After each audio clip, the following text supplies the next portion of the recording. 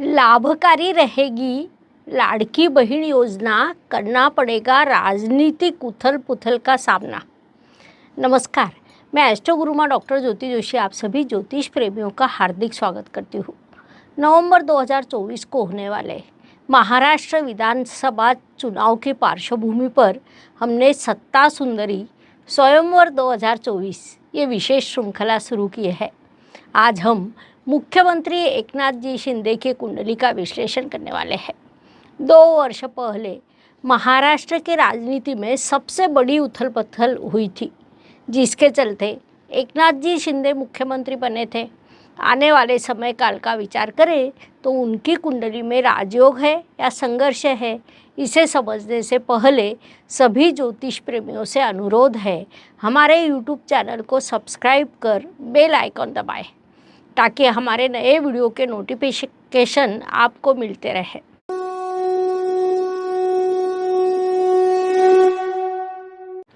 हम महाराष्ट्र के मुख्यमंत्री एकनाथ जी शिंदे के कुंडली का विश्लेषण कर रहे थे। उन्होंने अभी मुख्यमंत्री लाड़की बहन योजना शुरू की, तो मुख्य प्रश्न है कि क्या यह योजना उनके लिए लाभकारी रहेगी। शिंदे जी के कुंडली का जब हम देखते हैं तो अत्यंत अलग है। उनके कुंडली में कई राजयोग है, कई शुभ चीज़ें हैं, जिस कारण वे आज मुख्यमंत्री जैसे गरिमा के उच्च पद पर विराजमान है। आज हम उनकी कुंडली का विश्लेषण आने वाला चुनाव उन्हें मिलने वाले स्थैर्य के दृष्टिकोण से करने वाले हैं। एकनाथ जी शिंदे की कुंडली का ज्योतिषीय दृष्टिकोण से विचार करें तो उन्हें अब राहु ग्रह की महादशा शुरू है और वह उनके लिए निश्चित रूप से सकारात्मक है। राहु में उन्हें शुक्र ग्रह की अंतर्दशा शुरू है। उनकी कुंडली में शुक्र मीन राशि का अर्थात अपनी उच्च राशि में विराजमान है। शुक्र से भी शिंदे जी को बड़ा सहयोग मिला है। कुंडली में शुक्र और चंद्रमा यह केवल 2 स्त्री ग्रह होते हैं। उस दृष्टि से विचार करें तो ये दोनों ग्रह उनके लिए सकारात्मक है। बहन या भाई को हम कुंडली के तृतीय स्थान से देखते हैं। चंद्रमा कुंडली के तृतीय स्थान में कुंभ राशि के शनिदेव के साथ विराजमान है, अर्थात वह अपनी मूल त्रिकोण राशि में है। वर्तमान स्थिति में शनिदेव का गोचर कुंभ राशि से ही शुरू है, जिस कारण बहनों ने उन्हें बड़ा लाभ प्राप्त होने की संभावना है। कुल मिलाकर विधानसभा चुनाव में उन्हें निजी स्तर पर लाभ अवश्य होगा, लेकिन सत्ता प्राप्त करने के लिए संघर्ष करना पड़ेगा, जिस कारण नवंबर 2024 में आने वाली सत्ता जैसे महाराष्ट्र राज्य की कुंडली बता रही है, उस प्रकार यदि अल्पायुषी हुई तो आगे अत्यंत बड़ी राजनीतिक उथल पुथल होने की संभावना है। वह उथल पुथल क्या होगी, इस संदर्भ में आगे बात अवश्य करेंगे। उससे मैं आपको पुनश्च अनुरोध करती हूँ कि आपने अब तक हमारे YouTube चैनल को सब्सक्राइब नहीं किया है तो अब अवश्य करें। ये वीडियो देखते समय आपके मन में यदि कोई प्रश्न है या आप कोई प्रतिक्रिया देना चाहते हैं तो कमेंट बॉक्स में अवश्य लिखें। हम आपकी प्रतिक्रियाओं को समझने के लिए बड़े उत्सुक हैं। तो एकनाथ जी शिंदे की कुंडली को देखते समय एक बात दिखाई दे रही है कि अगस्त 2025 को वे एक और बड़ी योजना लाएंगे जो अत्यंत प्रभावी होगी। उसमें क्रिएटिविटी होगी और उसमें दीर्घकालीन लाभ प्राप्त होगा। ये सब भले ही सत्य हो, लेकिन अभी नवंबर में चुनाव होने वाले हैं, उस काल का विचार करें तो नवंबर 2024 के ग्रह स्थिति के अनुसार शिंदे जी के दल को कितनी सफलता मिल सकती है, वे सत्ता प्राप्त करेंगे या नहीं। तो हाँ, ये काल उनके लिए शुभ है, उन्हें सफलता प्राप्त हो सकती है। लाड़की बहन योजना उनके लिए सकारात्मक और लाभकारी सिद्ध हो सकती है, लेकिन यहाँ पर एक विशेष बात है, इस काल में उनका मानसिक स्थैर्य विचलित होगा।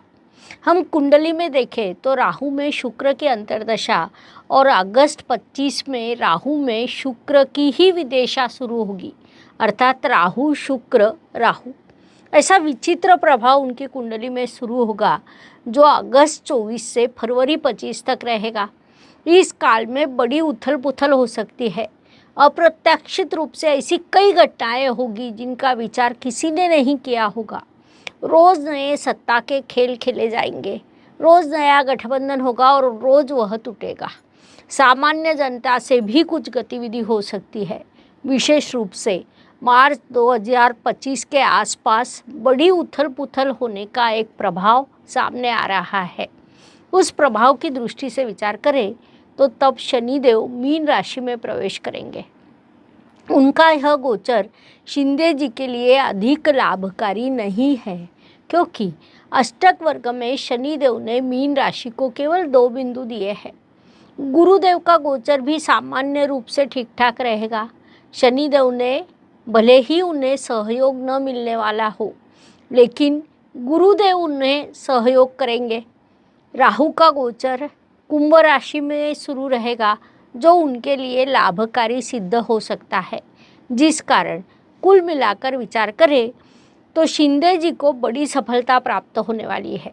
अर्थात उसके लिए बड़ा संघर्ष करना पड़ेगा, बड़ा अस्थिर भी रहेगा, लेकिन वे जिस दल में होने से उस दल को लाभ मिलेगा, स्थैर्य मिलेगा, सत्ता भी मिलेगी। लेकिन नवंबर 2024 से मार्च 2025 तक का काल उनके लिए बड़ा कठिन रहने वाला है। अपना कौन पराया कौन ये न समझना, बड़े स्तर पर आर्थिक नुकसान होना, किसी केस में अकारण फंसना जैसे कई विषय सामने आ सकते हैं। उन पर गलत आरोप भी लग सकते हैं, लेकिन उन संघर्ष का सामना करते हुए वे आगे बढ़ेंगे और 2027 के बाद उनकी कुंडली पुनश्च सकारात्मक बनने वाली है, ये भी उतना ही सत्य है। शनिदेव जब मीन राशि से मेष राशि में प्रवेश करेंगे तब उनके लिए लाभकारी और सकारात्मक काल निर्माण होगा। उन पर शनिदेव का प्रभाव विशेष रूप से रहेगा, क्योंकि उन्हें राहु ग्रह की महादशा शुरू है। राहु ग्रह शनि समान फल देता है। साथ ही अष्टक वर्ग में जो शनि के बिंदु होते हैं वे राहु के भी माने जाते हैं।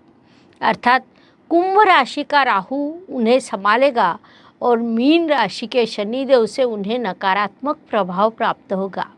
अर्थात सब कुछ उपलब्ध है, सब कुछ मिलने वाला है, लेकिन वे किसी भी चीज़ का आनंद नहीं ले पाएंगे। ऐसी स्थिति में उन्होंने किसी चीज़ का ध्यान रखना हो तो महिलाओं के लिए उन्होंने जो योजना शुरू की है उसे चलाना अत्यंत आवश्यक है। साथ ही किसी भी प्रकार का वक्तव्य करने से पहले विचार करना, सोच समझकर बोलना उनके लिए अत्यंत आवश्यक रहने वाला है। ये जानकारी अच्छी लगे तो वीडियो को शेयर करना ना भूलें। साथ ही ऐसे ही नवीनतम वीडियो प्राप्त करने के लिए हमारे YouTube चैनल को सब्सक्राइब करें। धन्यवाद। शुभम भवतु। जय ज्योतिष। ज्योतिष का अध्ययन तथा शास्त्र की शास्त्रीय तरीके से पढ़ाई करने के लिए मेरी 2 किताबें प्रकाशित हो चुकी है, उनका अवश्य लाभ लीजिए। Please like, share and subscribe the channel.